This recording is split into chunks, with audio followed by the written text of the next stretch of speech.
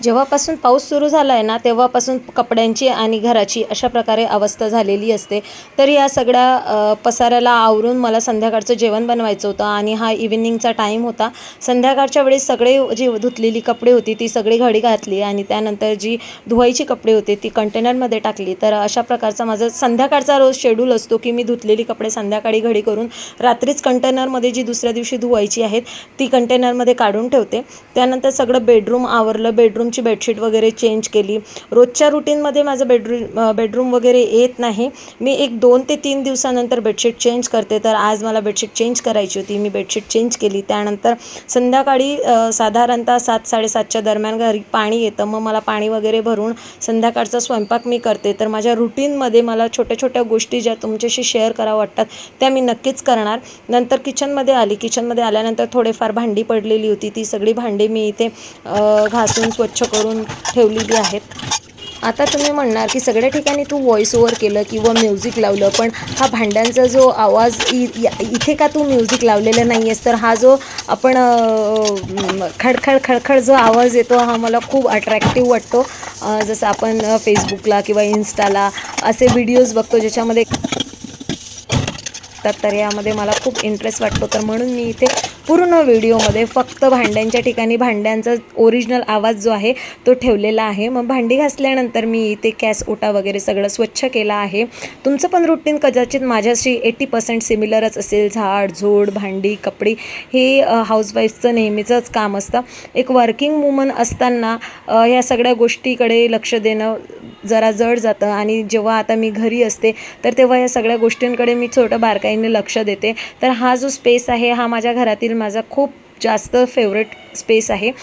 संध्याकाळी तोंड हातपाय धुतल्यानंतर दिवाबत्ती वगैरे झाली आणि लगेच इथे मी मिक्स व्हेज म्हटलं तरी चालेल. याच्यामध्ये या भाजीमध्ये शेंग होती, जी चवडीची शेंग होती, वांगी होती, बटाटा होता आणि शिमला मिरची होती. अगदी सहज आणि साध्या सोप्या पद्धतीने मी भाजीला तडका दिलेला आहे, म्हणजे फोडणी घातलेली आहे. कांदा आहे आणि आधी जे मी टाकलं आहे ते हिरवा मिरचीचा ठेचा टाकला होता. कांदा, टमाटर, लसूण, अद्रक आणि नॉर्मल आपले सगळे मसाले वगैरे टाकून मी इथे फोडणी दिलेली आहे. आणि जर व्हेज भाजी किंवा एखादी सुकी भाजी ज्याला पाणी सुटतं अशी भाजी पाणी न घालता जर तुम्ही वाफेवर शिजवली तर टेस्ट अप्रतिम होतो. ही जी भाजी झाली होती ही एकदम मस्त झाली होती, टेस्टी. माझ्या मिस्टरांना कधीच शिमला मिरची आवडत नाही, ती चवडीची शेंग खात नाही. यामधलं त्यांचं फेवरेट फक्त बटाटा आणि वांगा आहे. पण ट्रस्ट मी ही भाजी एवढी सुंदर, टेस्टी आणि मस्त झाली होती ना की मिस्टरांना कळलंसुद्धा नाही की ज्या त्यांना आवडत नाही त्या भाज्या त्यांनी खाल्लेल्या आहेत.